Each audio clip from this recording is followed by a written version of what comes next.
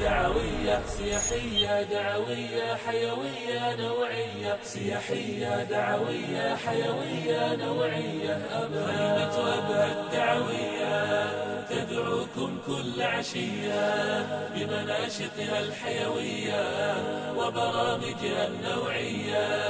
خيمة أبها الدعوية تدعوكم كل عشية بمناشطها الحيوية وبرامجها النوعية.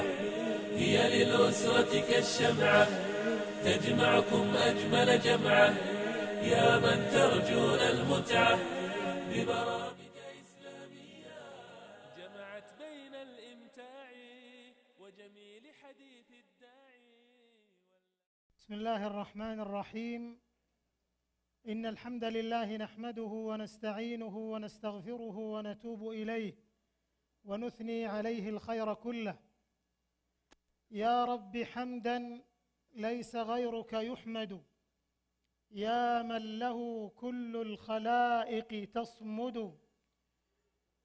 وأصلي وأسلم على عبد الله ورسوله وحبيبه وخليله وخيرته من خلقه، نبينا محمد بن عبد الله الذي أرسله الله هاديا ومبشرا ونذيرا وداعيا إلى الله بإذنه وسراجا منيرا، فبلغ الرسالة وأدى الأمانة ونصح الأمة وجاهد في الله حق جهاده، فصلوات الله عليه وعلى آله الأطهار وصحابته الأبرار والتابعين الأخيار ومن تبعهم بإحسان ما تعاقب الليل والنهار، وسلم تسليما كثيرا. أما بعد، فيا أيها الإخوة في الله، أحييكم بتحية الإسلام، فسلام الله عليكم ورحمته وبركاته. لكم مني سلام من فؤادي يطيب فيكم منطقي والقوافيع. أحمد الله وأشكره على عموم نعمه وآلائه، ومنها ما من علينا في هذا اللقاء المبارك وفي هذه الليلة اللألاء وفي هذه الأمسية الغراء وفي رحاب هذا المصيف الحالم الجميل. فيا لله ما أطيب الربا وما أطيب المصطاف والمتربع. أبهى البهية مصطاف هذه البلاد المباركة لأهالي أبها، أميراً وعلماء ودعاة ومشايخ وإخوة وأخوات، لهم مني كل المحبة والتقدير، تحية تقدير وإجلال مضوعة بعبق الحب في الله عز وجل، ومضمخة بالود في ذاته جل وعلا. ونحن نلتقي في هذه الخيمة الدعوية السياحية في مدينة أبها لعامها الخامس. جهود مباركة وأعمال موفقة ومناشط خيرة يقوم بها إخواننا في هذه المدينة الجميلة، فجزاهم الله خيرا وضاعف مثوبتهم. لفرع وزارة الشؤون الإسلامية والأوقاف والدعوة والإرشاد، ولمركز الدعوة في أبها، وللمكتب التعاوني للدعوة والإرشاد في مدينة أبها، دعاء وافر وثناء عاطر على هذه الجهود المباركة. ما أحسن أن نلتقي في مصايفنا وفي سياحتنا في محافظة تامة وفي حرص على الاطلاع بأمر الدعوة إلى الله عز وجل، لأن الدعوة إلى الله تبارك وتعالى هي رسالتنا الحقيقية التي يجب أن نضطلع بها اقتداء بأنبياء الله ورسله، لأنها وظيفة الأنبياء والمرسلين، ومهمة الدعاة والمصلحين في كل زمان ومكان.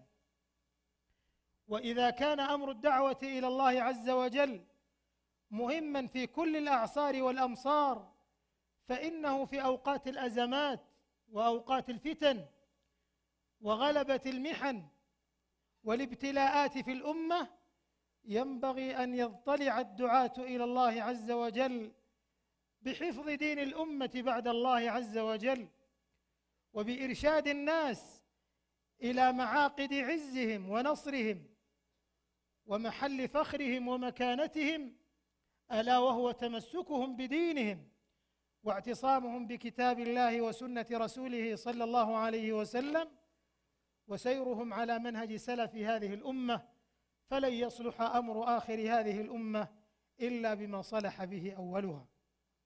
مع الصيف ومع السياحة ومع الشباب ومع الأخوات الكريمات ومع ما يحيط بالأمة من فتن وأحداث وتداعيات في المنطقة والعالم، يحتاج المسلم في ظل هذه الظروف العصيبة إلى ما يقربه إلى الله عز وجل، وإلى ما يبث التفاؤل والأمل والبشائر في قلوب الناس، لأن الأمة بحاجة إلى أن تحيا الآمال وتعيش التفاؤل، لأن زاد التفاؤل والآمال العريضة هو الزاد الذي يبعث الإنسان على مزيد من العمل وعلى ترشيد خطاه على ما يحبه الله ويرضاه.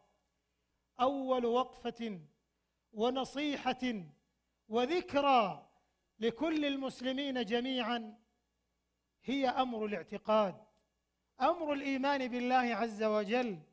نحن أمة لها عقيدتها وثوابتها ومبادئها وأصولها العظيمة القائمة على توحيد الله تبارك وتعالى والقيام بحقه وإخلاص الدين له.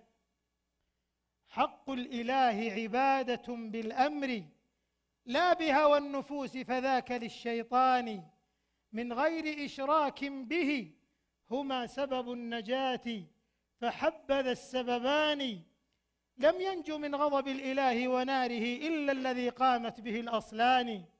والناس بعد فمشرك بإلهه أو ذو ابتداع أو له الوصفان، فلواحد كن واحدا في واحد أعني سبيل الحق والإيمان. الوقفة الثانية أنه لا بد للقيام بهذه القضية الرئيسة الأولى والمهمة في حياة المسلمين من العلم النافع، العلم بكتاب الله وسنة رسوله عليه الصلاة والسلام. وقل رب زدني علما يرفع الله الذين آمنوا منكم والذين أوتوا العلم درجات، قل هل يستوي الذين يعلمون والذين لا يعلمون، أفمن يعلم أن ما أنزل إليك من ربك الحق كمن هو أعمى، أو من كان ميتا فأحييناه وجعلنا له نورا يمشي به في الناس كمن مثله في الظلمات ليس بخارج منها. والعلم يجلو العمى عن قلب صاحبه كما يجلي سواد الظلمة القمر. ولا بد في العناية بالعلم من الأخذ من العلماء الربانيين. يقول الإمام الشاطبي رحمه الله: لا بد في العلم من معلم، ولا بد في المعلم أن يكون متحققا في العلم. وينبغي مراعاة أدب العلم والتخلق بأخلاقه. لا تحسبن العلم ينفع وحده ما لم يتوج ربه بخلاق، والعلم ما لم تكتنفه شمائل تعليه صار مطية الإخفاق. ولا بد في رعاية العلم من اعتبار مكانة العلماء، وأن لهم مكانة عظيمة في هذا الدين، فهم المبلغون عن رب العالمين، وهم الدعاة إلى شريعة الله، وهم من يفتي في أمور الحلال والحرام. فإذا شوهت مكانة العلماء ورموا بالتهم وأصبحت أعراض العلماء نهبا لكل عاد ولكل جاهل ولكل مغرض أصيبت الأمة في مقتل. فينبغي على شباب الأمة أن يراعوا حقوق العلماء، لا سيما في معرفة اجتهادهم وتقدير استنباطهم ومعرفة مآخذهم ومداركهم في النظر والفتيا. وقديما اختلف الصحابة رضي الله عنهم وأرضاهم، واختلف الأئمة الأربعة من بعدهم في مسائل الاجتهاد التي لا ينبغي أن يثرب فيها، وينبغي أن تتسع الصدور لها، لأن العلوم كما لا يخفاكم مراتب، والجهل دركات، وبالعلم والمال يبني الناس مجدهم، لم يبن مجد على جهل وإقلال. الأمر الثالث أيها الإخوة أنه لا بد أن تتحلى الأمة بالجمع بين العلم والعمل. والعصر إن الإنسان لفي خسر إلا الذين آمنوا وعملوا الصالحات وتواصوا بالحق وتواصوا بالصبر. فاعلم أنه لا إله إلا الله واستغفر لذنبك. قال الإمام البخاري رحمه الله: باب العلم قبل القول والعمل، واستدل بهذه الآية ثم قال: فبدأ بالعلم قبل القول والعمل. من عمل صالحا من ذكر أو أنثى وهو مؤمن فلنحيينه حياة طيبة ولنجزينهم أجرهم بأحسن ما كانوا يعملون. الأمر الرابع أن يسعى كل مسلم إلى تحقيق الأخوة الإسلامية ووحدة الأمة الإسلامية. إن هذه أمتكم أمة واحدة وأنا ربكم فاعبدون، وإن هذه أمتكم أمة واحدة وأنا ربكم فاتقون. فرعاية الأخوة الإسلامية والمحبة الإيمانية وعدم تفتيتها وتقسيمها إلى مذاهب وطوائف وإقليميات تتسامى عنها الأخوة الإسلامية من آكد الأمور التي ينبغي أن يحرص عليها المسلم، وهي من الأمور التي رعاها ديننا الإسلامي الحنيف: واعتصموا بحبل الله جميعا ولا تفرقوا ولا تنازعوا فتفشلوا وتذهب ريحكم واصبروا إن الله مع الصابرين منيبين إليه واتقوه ولا تكونوا من المشركين من الذين فرقوا دينهم وكانوا شيعا كل حزب بما لديهم فرحون. وينبغي أن تتسع الصدور وأن تتسع الآفاق في مسائل الاجتهاد والخلاف ما دامت القلوب سليمة، فلا يدخلها غل ولا حقد ولا حسد على أحد من المسلمين.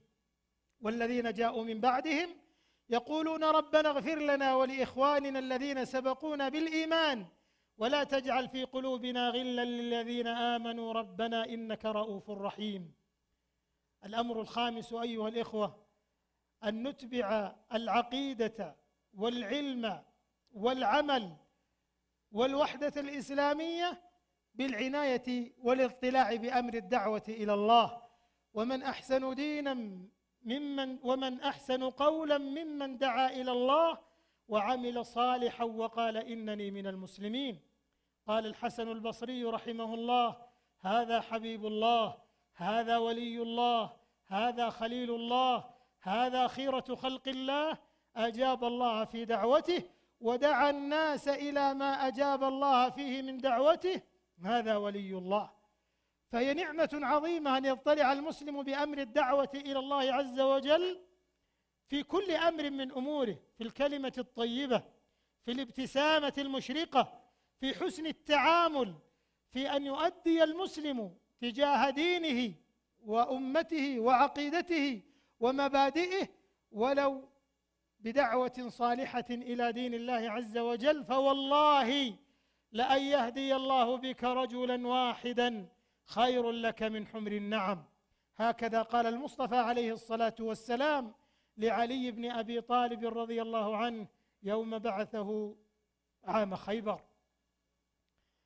ونحن اليوم ولله الحمد والمنة في وسائل العصر وتقاناته التي هيئت لهذه الأمة ولهذه المجتمعات علينا أن نستثمرها خير استثمار في الدعوة إلى الله عز وجل وفي إبراز محاسن ديننا المشرقة في كل مجال من مجالاته، في الاعتقاد، في العبادات، في الأخلاق، في المعاملات، في حسن التعامل، في الجنايات، في الحدود، في السلم، في الحرب، في إبراز محاسن هذا الدين في كل جانب من الجوانب.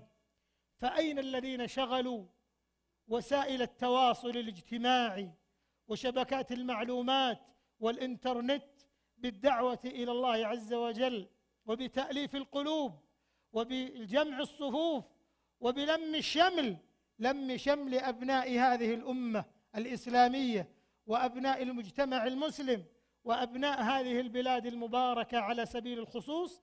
أين الذين كانوا مفاتيح للخير في استثمار مجالات هذه التواصل بدل أن تستثمر وتستغل مع شديد الأسف بالكذب والبهتان والشائعات المغرضة؟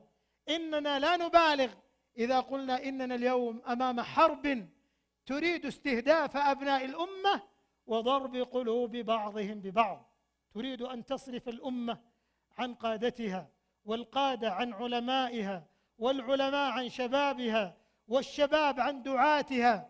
فينبغي أن نفوت هذه الفرص لأعداء المسلمين الذين يستغلون هذه الوسائل التقنية مع شديد الأسف في أبشع ما وجدت له، وهو الدعوة إلى الشر والفساد والفتنة والضلال والفرقة والاختلاف. فينبغي أن يعي شباب الأمة خطورة الحرب التي يواجهونها في هذه الآونة وفي هذه الأزمات، حرب طائفية، حرب فئوية، حرب في الشهوات وفي الشبهات، حرب في ضرب القلوب بعضها ببعض. إنهم لا يريدون لمثل هذه الاجتماعات أن تحيا، ولا مثل هذه اللقاءات بين العلماء والدعاة وأبناء المسلمين وشبابهم أن توجد. يريدون أن ييمم شباب المسلمين وجهتهم نحو أعداء هذا الدين، أعداء هذا الدين بالتغريب والذوبان والتميع والانهزامية والمسوح، وبين أعداء هذا الدين في الغلو والتنطع والتكفير والتفجير والتدمير لمجتمعات المسلمين. وهذا خلاف منهج كتاب الله وسنة رسوله عليه الصلاة والسلام في إعزاز منهج الوسط. قال تعالى: وكذلك جعلناكم أمة وسطا لتكونوا شهداء على الناس ويكون الرسول عليكم شهيدا. الاعتدال الاعتدال يا شباب الإسلام في كل أمر من أموركم. حذار من الاندفاع والحماسة غير المنضبطة والاندفاعات المشبوبة والعواطف العواصف التي قد تسبب فتنا للبلاد والعباد لا يعلم مداها إلا الله. ومن الأمور أيها الإخوة التي ينبغي أن نقف معها سادسا أن نعنى بجانب الأمر بالمعروف والنهي عن المنكر، الذين إن مكناهم في الأرض أقاموا الصلاة وآتوا الزكاة وأمروا بالمعروف ونهوا عن المنكر ولله عاقبة الأمور. كنتم خير أمة أخرجت للناس تأمرون بالمعروف وتنهون عن المنكر وتؤمنون بالله.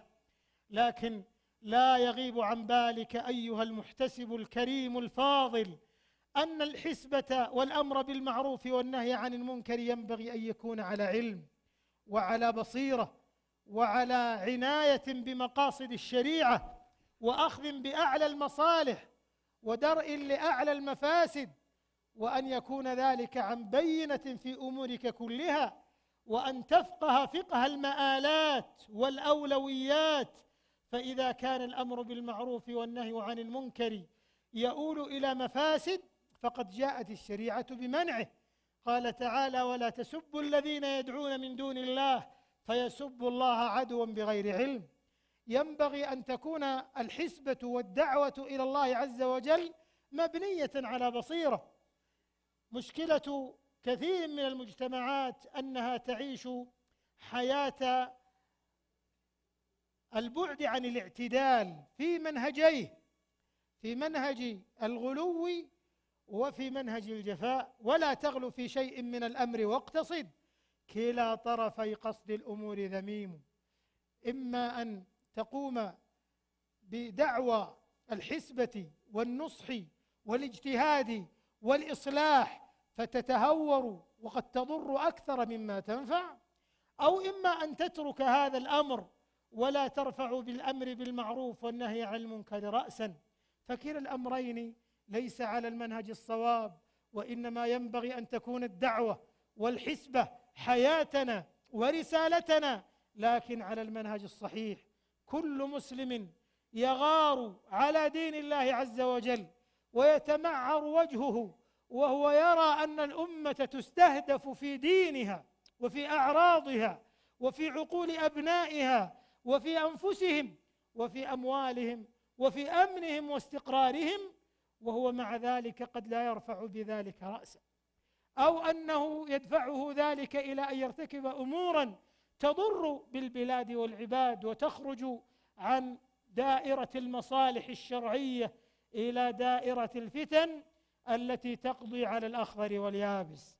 ولا بد الحقيقة من إعزاز جانب الاحتساب والأمر بالمعروف والنهي عن المنكر، وإعزاز جانب العلماء والدعاة إلى الله عز وجل في كل مجال من المجالات، لا سيما في قيامهم واجتهادهم وحرصهم بالدعوة إلى الله عز وجل على بصيرة.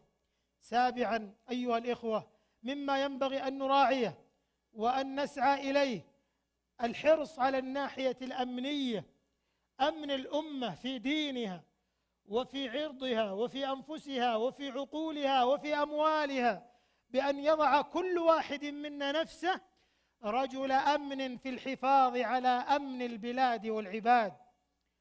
فلا يسمح أبدا لمن أراد أن يشوش على الأمة وعلى المجتمع الآمن في أي مجال من المجالات التي يظن أنها تحقق مأربا من المآرب، ولا سيما إذا اصطبغ بالناحية الشرعية، فينبغي عليه أن يرد الأمر إلى أهله. قال سبحانه وتعالى: ولو ردوه إلى الرسول وإلى أولي الأمر منهم لعلمه الذين يستنبطونه منهم ولولا فضل الله عليكم ورحمته لاتبعتم الشيطان إلا قليلا. فالحرص على أمن البلاد والعباد في رعاية مصالح الأمة والحذر من كل ما يبعث الفوضى والفتن والقلاقل والاضطرابات والشائعات والفوضى العقدية والفكرية والاجتماعية والإعلامية، ينبغي على المسلم أن يكون مفتاحا للخير في كل مجال من مجالاته، ويحذر أن يؤتى الإسلام من قبله، أو أن يكون داعية فتنة أو مفتاح شر للأمة في أي أمر من الأمور. ولا سيما إخواننا من شبابنا الذين نشهد الله على حبهم ونهديهم أغلى تحية، نهدي الشباب تحية الإكبار، هم كنزنا الغالي وسر فخاري. هل كان أصحاب النبي محمد إلا شبابا شامخ الأفكار، شباب تربى على التوحيد وعلى السنة وعلى الولاء لله عز وجل ثم لرسوله صلى الله عليه وسلم، ثم لولاة أمر المسلمين وجماعتهم ولعلماء الأمة الربانيين ودعاتها الصادقين. حذار أن تتسلل إليكم أفكار من هناك وهنالك عبر شبكات المعلومات ومواقع التواصل الاجتماعي التي تريد أن تضرب في بعض مواقعها وحدة الأمة في دينها وفي عقيدتها وفي ثوابتها وأصولها وفي بلادها وأوطانها. لمصلحة من؟ يراد الإثارة بين الراعي والرعية، بين العلماء والدعاة، بين العلماء والشباب. من المستفيد من وراء ذلك؟ لا شك أن أعداء الأمة الإسلامية وإن ظهروا باسم الإسلام حريصون كل الحرص على استهداف أمن هذه البلاد والوقيعة بها في أعز ما تملك في عقيدتها وثوابتها وفي طاقات شبابها وأبنائها الذين قد وهم ولله الحمد والمنة قليل. نحن نحسن الظن بشبابنا ونرى أن شبابنا ولله الحمد والمنة هم شباب الولاء لله ولرسوله ولأئمة المسلمين ولعلمائهم ولأمن هذه البلاد واستقرارها ورخائها. وكون فئة من الشباب ضلت أو انحرفت إن غلوا وإن جفاء فهذا لا يؤثر ولله الحمد والمنة على الجم الغفير من أبنائنا وشبابنا الذين تمتلئ بهم المساجد وتمتلئ بهم المخيمات الدعوية، وهم ولله الحمد والمنة على منهج الوسط والاعتدال. ولهذا نحن نفاخر بهم ونعتز بهم، ولا نرى أبداً أن يشوش بينهم وبين ولاة الأمر أو بينهم وبين علمائهم، فهم ولله الحمد والمنة خريقون عصيون على الاختراق. وإن اخترق فئة منهم أو زين لبعضهم سوء عمله فرأوه حسنا، لكن ذلك لا ينسحب على جملة أبنائنا وشبابنا الذين هم ولله الحمد والمنة من أهل الإيمان والسنة والجماعة والوسطية والاعتدال، وهم دعاة أمن وخير واستقرار لهذه البلاد وللأمة الإسلامية جميعا. فينبغي أن لا يثرب على شبابنا وأن لا يساء بهم الظن وأن يحسن بهم الظن، ومن أخطأ فيتحمل خطأه بنفسه، ولا تحمل الأمة ولا شبابها الذين يفخرون بوسطيتهم واعتدالهم كل هذه الأخطاء التي يقع فيها فئة قليلة من أبناء المجتمع. والمجتمعات كلها ليست غريبة على التأثر والتأثير، لا سيما في مثل عصر تعدد المعلومات والتقانات التي تعيشها الأمة بل يعيشها العالم بأسره. سابعا أيها الإخوة، لا بد من العناية بقضايا الإعلام التي يعيشها كثير من أبنائنا، وأصبح كل شاب منا اليوم وهو يتعامل مع العالم من خلال الهاتف المحمول ومن خلال مواقع التواصل، ينبغي أن نعنى باستثمارها في الدعوة إلى ديننا. أعظم ما يجب علينا أن نرعاه وأن نهتم به هو هذا الدين الذي ينبغي أن نكون جميعا جنودا من جنوده وأبناء يتحملون الدفاع عنه والدعوة إلى محاسنه وجمالياته وإشراقاته في كل أمر من الأمور التي جاء بها هذا الدين الإسلامي الحنيف. فالله الله أيها الشاب، أيها المسلم، أيتها الفتاة، أيها المسلمون جميعا، يا من أعزكم الله بهذا الدين، ونحن بغير هذا الدين لسنا شيئا. ما أعزنا الله عز وجل إلا بهذا الدين، وما عزت هذه البلاد إلا بإعزازها أمر هذا الدين وأمر هذه الشريعة وعنايتها بالعلماء والدعاة إلى الله والحرمين الشريفين. ولهذا بسط الله أمنها: الذين آمنوا ولم يلبسوا إيمانهم بظلم أولئك لهم الأمن وهم مهتدون.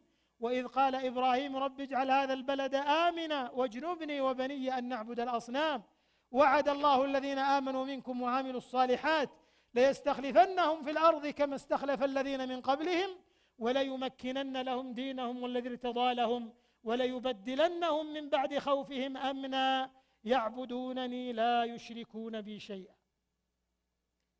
الأمر الثامن أيها الإخوة العناية بأمر الأسرة، بأمر الأبوين الوالدين، العناية ببرهما. وقضى ربك ألا تعبدوا إلا إياه وبالوالدين إحسانا واعبدوا الله ولا تشركوا به شيئا وبالوالدين إحسانا.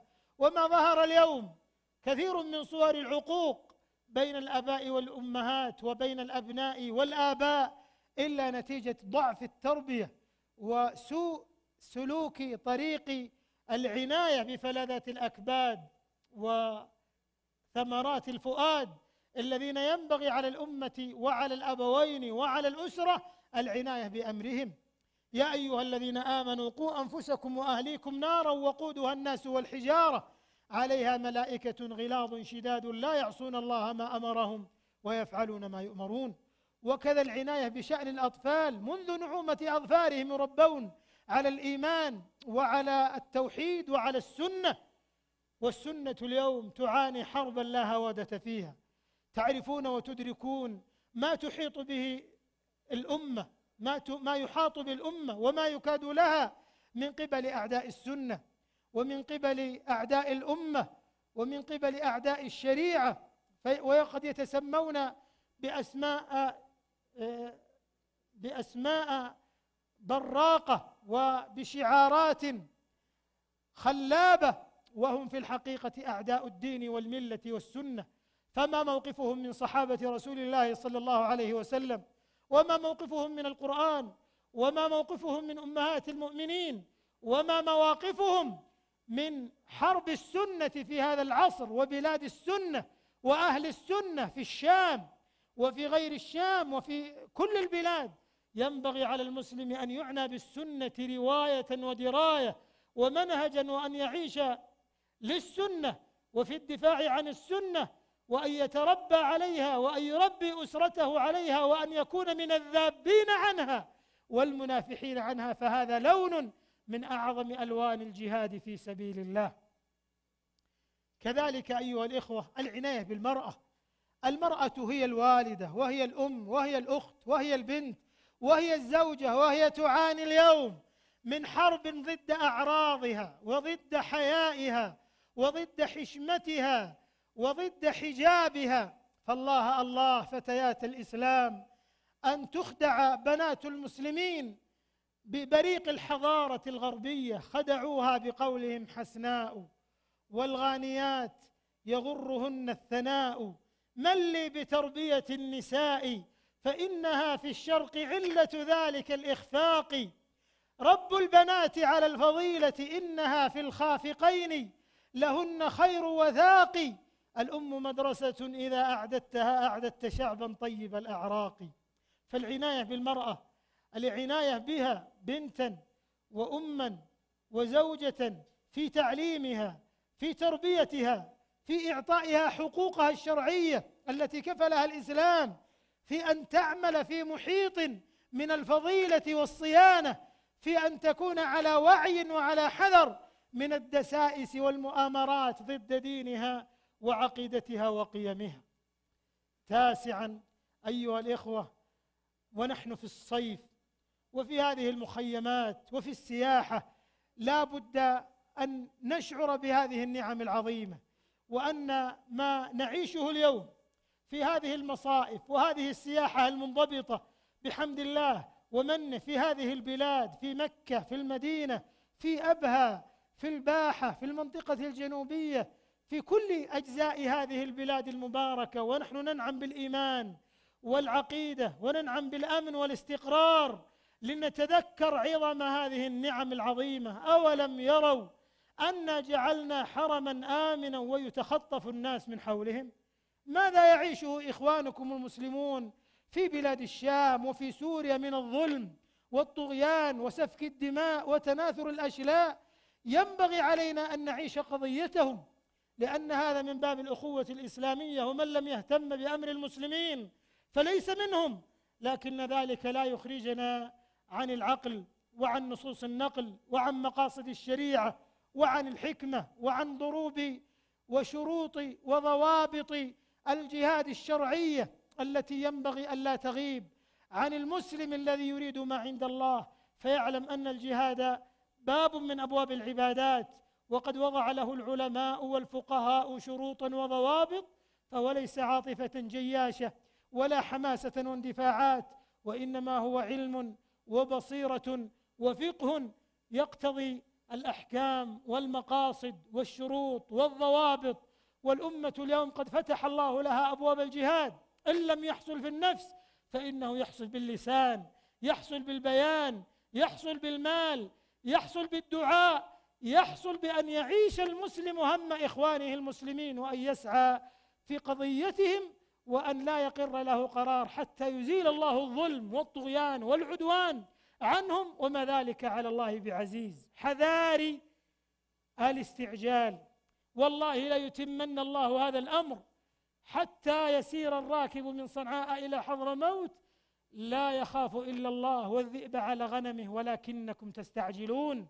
خرجه البخاري رحمه الله من حديث خباب رضي الله عنه.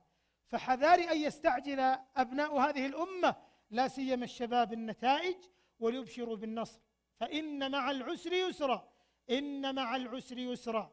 فيا إخواننا في بلاد الشام النصر قريب، ومهما طال الظلم فإنه ساعة، والحق إلى قيام الساعة. وأبشروا بفرج قريب تقر به أعين المسلمين، وينصر الله به هذا الدين وأهله، وما ذلك على الله بعزيز. أخيرا أيها الإخوة، وعاشرا، أن نتذكر قصر هذه الحياة وأنها زائلة، فما أسعد من وفق للقيام بها وعمارتها وشغل وقته بما يقربه إلى الله عز وجل، وأن يكون سليم الصدر لإخوانه المسلمين، يحب إخوانه. ووالله إنا نحبكم في الله، ونحب كل مضطلع بأمر الخير والدعوة إلى الله عز وجل، وإن حصل خلاف في جزئيات المسائل. قد حصل هذا في من هم أفضل منا، ومسائل الاجتهاد والاستنباط والنظر والإدراك ليست أبدا مما يفرق بين المسلمين، وإنما القلوب سليمة والصدور سليمة، وينبغي أن تتسع صدور أبناء هذه الأمة وشبابها إلى مساحة الخلاف وميدان الخلاف الواسع الرحب. يقول عمر بن عبد العزيز رحمه الله ورضي عنه: والله ما وددت أن أصحاب رسول الله صلى الله عليه وسلم لم يختلفوا، لأن الاختلاف سعة.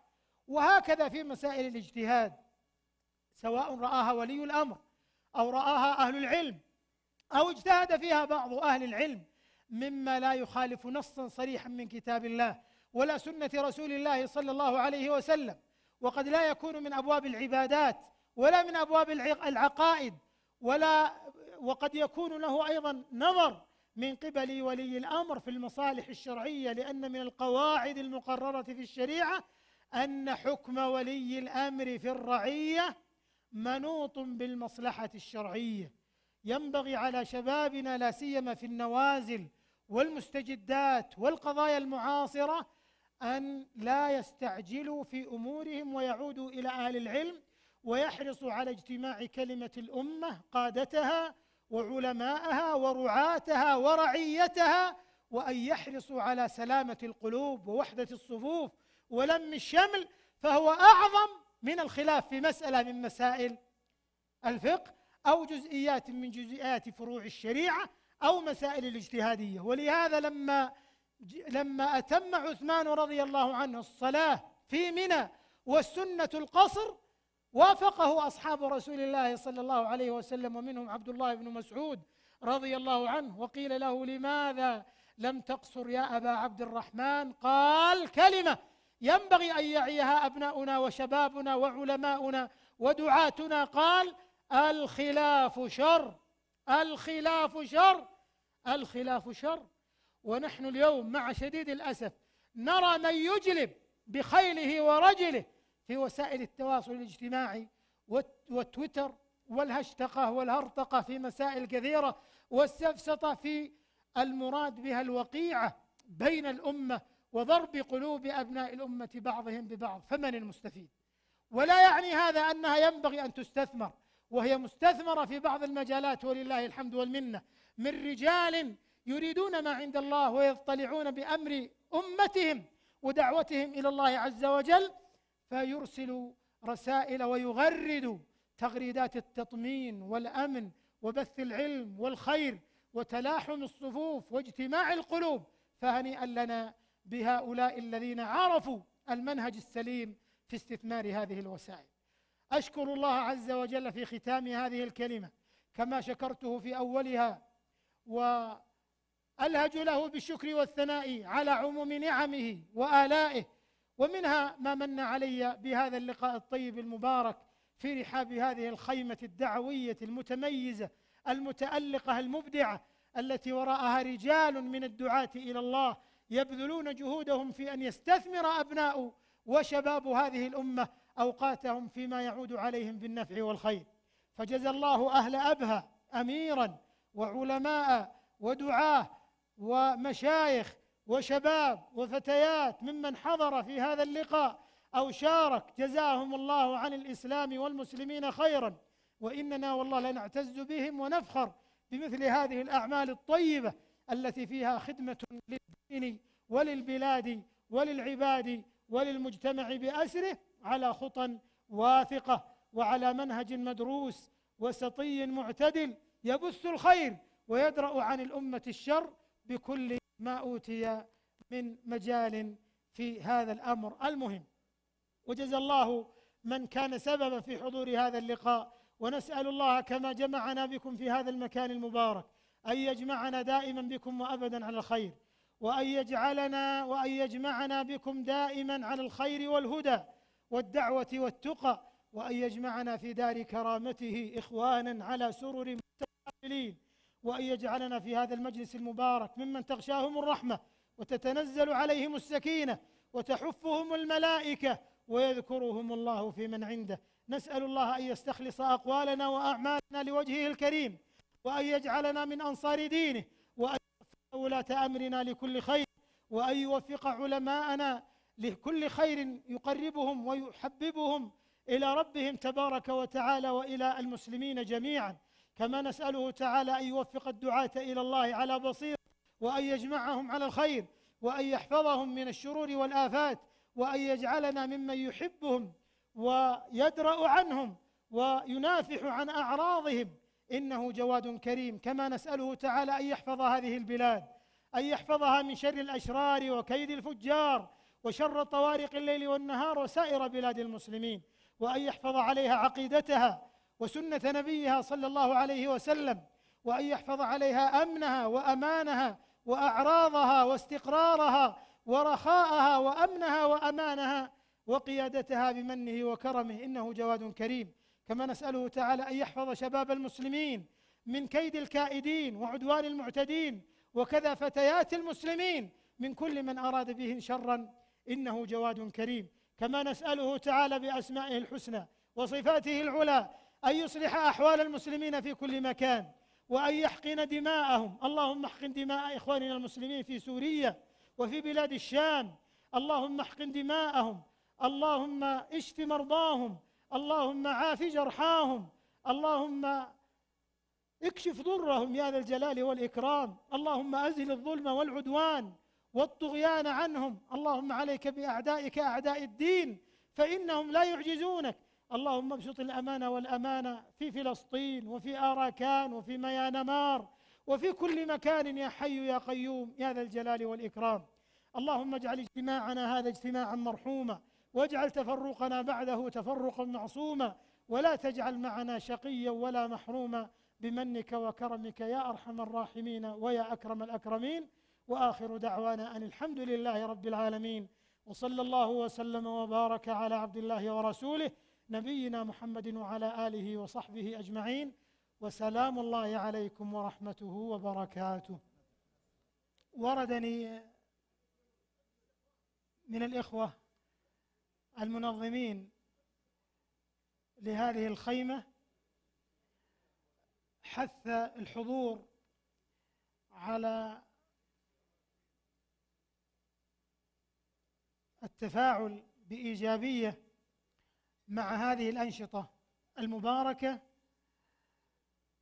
وأن الإخوة في فرع وزارة الشؤون الإسلامية والأوقاف والدعوة والإرشاد والمشرفين على هذه الأعمال الطيبة من إخواننا في مكتب مركز الدعوة وفي المكتب التعاوني، لا شك أن كل مسلم منا ينبغي أن يقدم للدعوة الإسلامية ما يستطيع، ذو العلم بعلمه وذو المال بماله وذو الدعوة إلى الله عز وجل بدعوته، وكذا صاحب الرسالة والتغريدة بتغريدته المباركة. فالواجب علينا جميعا أن نتعاون على البر والتقوى. قال سبحانه وتعالى: وتعاونوا على البر والتقوى ولا تعاونوا على الإثم والعدوان. ولا تدري لعل الله عز وجل يدخل في هذا الدين أو يثبت مسلما أو يهدي ضالا إلى الحق عن طريق هذا الدعم وهذه المشاركة. فالحقيقة أني أدعو إلى التفاعل والتعاون مع إخواننا القائمين على هذه المناشط بالمال أو بالدعاء أو بالتفاعل الإيجابي عن طريق وسائل الإعلام، وكذا الأخوات النساء.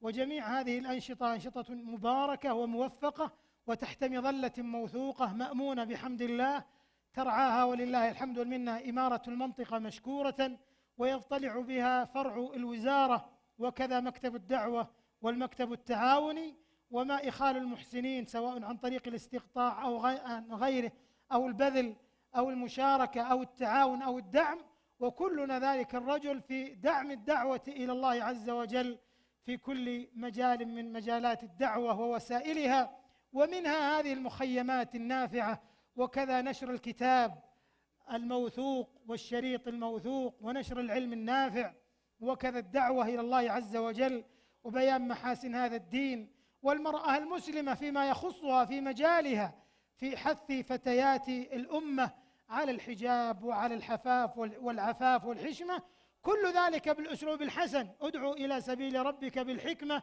والموعظة الحسنة وجادلهم بالتي هي أحسن. قل هذه سبيلي أدعو إلى الله على بصيرة.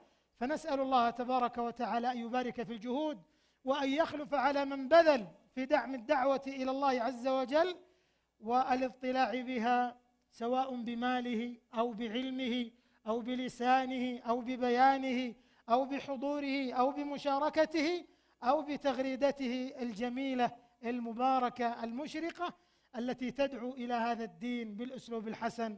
وفق الله الجميع لما يحبه ويرضاه. أجدد شكري ودعائي وتقديري للحاضرين وللحاضرات وللقائمين على هذه المناشط، وأكبر دورهم وجهدهم ومناشطهم وأعمالهم. جزاهم الله خيرا وجزاكم الله خيرا، ونسأل الله أن نلتقي بكم دائما وأبدا على الخير، إنه جواد كريم. والسلام عليكم ورحمة الله وبركاته. الدعوية سياحية دعوية حيوية نوعية، سياحية دعوية حيوية نوعية. خيمة أبها الدعوية تدعوكم كل عشية بمناشطها الحيوية وبرامجها النوعية. خيمة أبها الدعوية تدعوكم كل عشية بمناشطها الحيوية وبرامجها النوعية. هي للأسرة كالشمعة تجمعكم أجمل جمعة، يا من ترجون المتعة ببرامج إسلامية. جمعت بين الإمتاع وجميل حديث الداعي واللهو بغير ضياع ومعارض إبداعية. جمعت بين الإمتاع وجميل حديث الداعي واللهو بغير ضياع ومعارض إبداعية. أبها الدعوية. خيمة أبها الدعوية تدعوكم كل عشية بمناشطها الحيوية وبرامجها النوعية. خيمة أبها الدعوية تدعوكم